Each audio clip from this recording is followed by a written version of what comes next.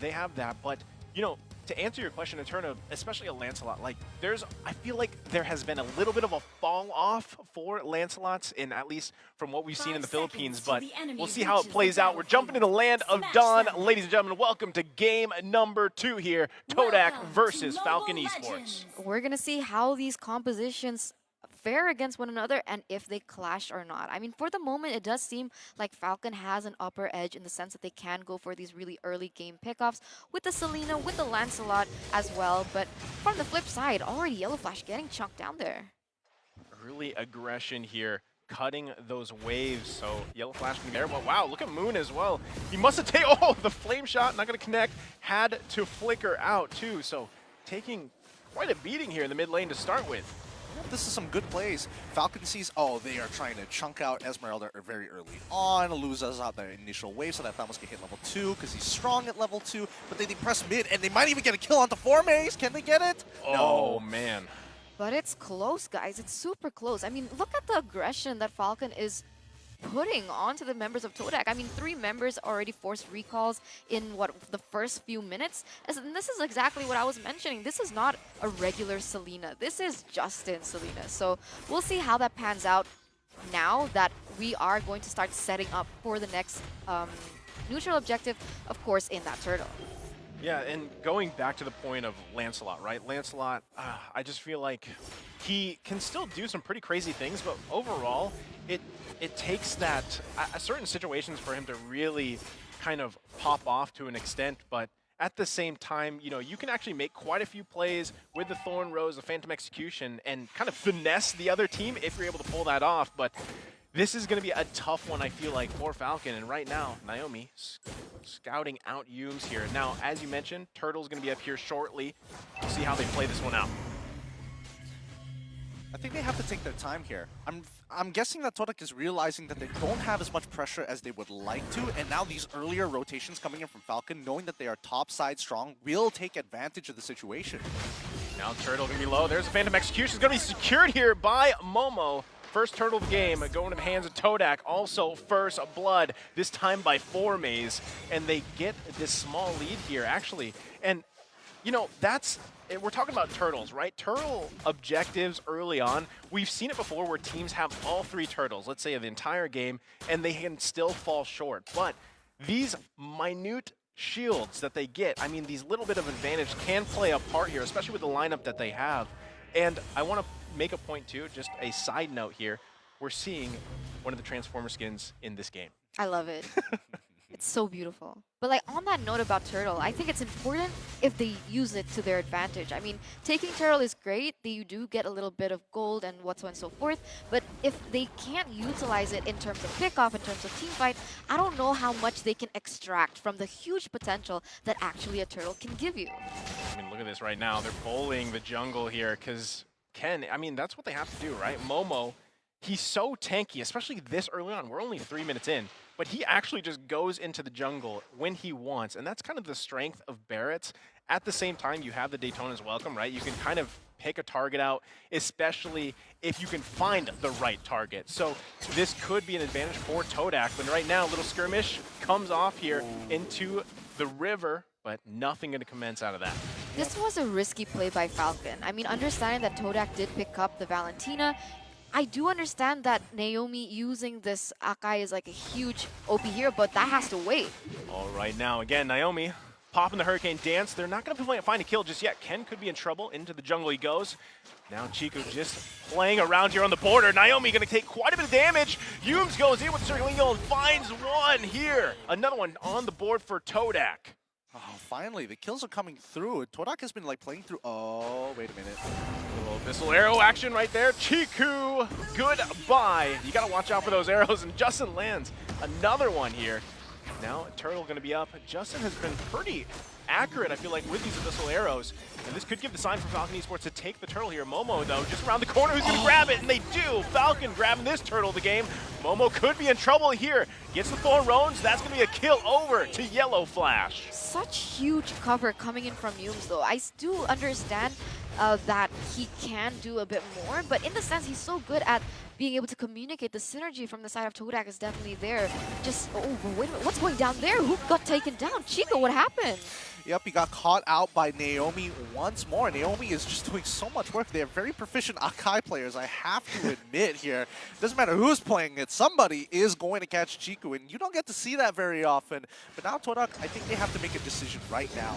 How are they going to maneuver? Because they can't seem to use the pressure that they create and the early rotations that they make through the mid lane to actually capitalize on it. Oh my goodness, again! Wow, Can't this guy miss an arrow already? I'll tell you what, he's got the accuracy here. Forme is actually doing quite a good job here, going against 1 versus 3. The rest of the team's going to show up here. Justin has to go back, gets the guiding wind out, and that is quite a performance so far from Formaze. He also had the Vengeance earlier. Still going one-on-one here with Yellow Flash, showing his dominance. He's saying not today. Wow, that was huge for the side of Formaze. I mean, what 3v1 situation being able to get out with the guiding wind given to them by Yums? This was one of my main questions, right? I understand the Thamos was buffed in the current patch, and how does that fare against the Esmeralda? Would you normally see the Thamos winning lane or the Esmeralda?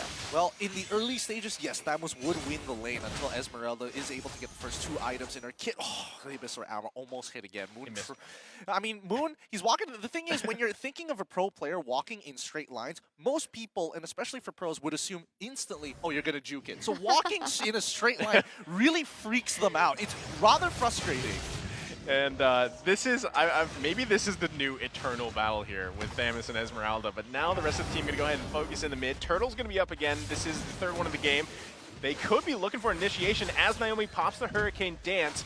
Meanwhile, gotta watch out for Moon too. Circling Eagle's gonna come out. Ken could be in trouble here. Daytona's welcome. It's gonna get eaten up. Momo finds a target. There's a kill going over to Moon. Yellow Flash is actually gonna be in trouble here. Gets Retribution taken down by Momo. And this is gonna be a nice sign for them to go ahead and take this turtle for the game. That's what I was mentioning before. I mean, I told you guys, right, earlier on, I was like, Falcon made a huge risky play, bringing out the Akai in the game, understanding they are going against the Valentina, because that deadly spin was just so huge for them to be able to take 2 members from the side of Falcon down and give them enough space, give them enough momentum to be able to take the next objective on the board. So that is 2 turtles to the side of TOdak, and that's not just stopping there. They're going for another turret as well. Yeah, right now another arrow is going to go ahead and land here. And one thing about Selena, because we actually see Selena quite a bit before in all the MPL regions, and you got to give it up here to Justin, right? Landing arrow after arrow. Does that eventually fall off as the game goes on? Because it's very strong early on. Or is it always going to be a threat here, Gideon? It's always going to be a threat. One arrow can really make a difference in a team fight if you hit the right target at the right distance. And look at now, Ken, he's getting afraid. He gets... this is what I'm talking about. Every single time, I feel like I'm cursed at this point. I'm about to say, oh yeah, Falcon's doing great, they lose a fight. TOdak's doing great, they lose a fight, and now another one's about to break out. You say it, and it happens, man. This is some other type of casting. But here we go. Now actually just the fight here for these objectives in the jungle too. And time after time, Justin finding the targets. If he can continue to do that through the game, they're going to be in a nice position here to possibly take game number 2 from TOdak. But again, we saw the items a little bit ago, and notice there is a minor gold advantage here for TOdak. Is their scaling here for this game a little bit better than Falcon?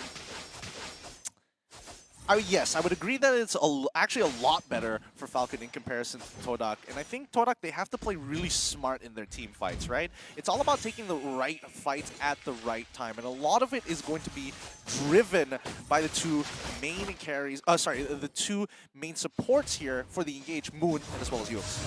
Oh man, another lockdown here in the wall. Momo could be in trouble. Gonna guiding win out of there. Yellow Flash trying to zone them out well. Again, this is all for these jungle objectives here. It's just skirmish after skirmish. Moon gets flame shotted by Justin before Yellow Flash is actually taken out of the picture too. Now they're going back to the base, retreating here. Now the Lord is up, but these are some big plays happen here on the jungle. Yeah, huge, huge, huge. 1-for-1 trade for both teams. It is going to be that mid lane for that EXP lane, but the problem is, it is still TOdak being able to take 2 more turrets on the board. So what we saw in game number 1, where Falcon was able to kind of, alleviate the situation, it's a little bit similar now. TOdak is quite in the lead. 2,500 gold to their name. They have 6 turrets as well, and with the space, they might be going for this Lord. Well, they're going to be sitting on top of it for now. I think it's going to be a roll of a die 50-50 for either side. TOdak haven't hit the 32k mark, which means they haven't hit their next item power spike in comparison to Fcon, who's very close behind. So it's risky to do it now because there's no guarantee. I'm curious, what items is Formace actually going for? He is a lot tankier, and he can sustain a lot harder than I would have expected. Yeah, I mean, and right now they're actually going to go ahead and focus on Naomi once again. Has to pop the Hurricane Dance to survive. And right now, like you mentioned, you know, what is Formace doing? Because they are quite tanky. You talking about a Barrett plus the Thamus here. Another arrow's going to land here. Lord's still not going to be committed on just yet. Moon does have the ultimate of Naomi, so that could be used if they decide to find a pick or a play here. Both teams got to be very careful on this Lord. I love the way they're just dancing with each other right now. They're looking for the right opportunities. They're looking for the right arrow to land, perhaps. But unfortunately, what we see is that it keeps landing onto Moba. Oh no, there it is, Naomi. But look at the jungle here too. Chico's in trouble now. There's going to be the Thorn Rose. They find one. Lord's going to go ahead and reset, but look at the top as well. A little 2 versus 1 action. Yellow Flash has to be careful. There's the Abyssal Arrow. Justin joining back here. Yellow Flash, 2 versus 2 now. They find the immortality here. They got to be careful because the rest of the team is just around the corner. Ken, now looking on target. He's in trouble. Ken, can you find the kill? Justin is still alive before he finally gets taken out. Now Naomi going to be focused down here. Momo and Moon, look at them go. Man, 2 for 2 trade there between TOdak as well as Fcon, but the way that they were able to separate those team fights into like 3 mini team fights was definitely the way to go. That was ingenious from TOdak. That was ingenious. If nobody else saw that, I'm going to tell you, Yums, he's pulling away and he's trying to lead on and bait 2 people to chase him when Falcon could have easily wiped the rest of their team with or without Yums. Yums was a non-factor, but Falcon had their laser-focused eyes on him and they just couldn't catch him until the very end, which allowed TOdak to actually bounce back from some of their death timers to rejoin these fights. Now, notice that the entire fight, top side was getting pushed in. It was a blunder on TODak's side, but they made up for it. Oh man, right now, that was, that whole team fight was very strategic and all the little, actually it wasn't even a team fight, it was like mini skirmishes that resulted into a team fight and just a pandemonium here. And again, this is just the first Lord. No one able to secure it just yet, but you know, at this point in time, Falcon Esports has to be very careful here because we saw the power of having those kind of beefy boys, especially in Formace, you know, having the Vengeance.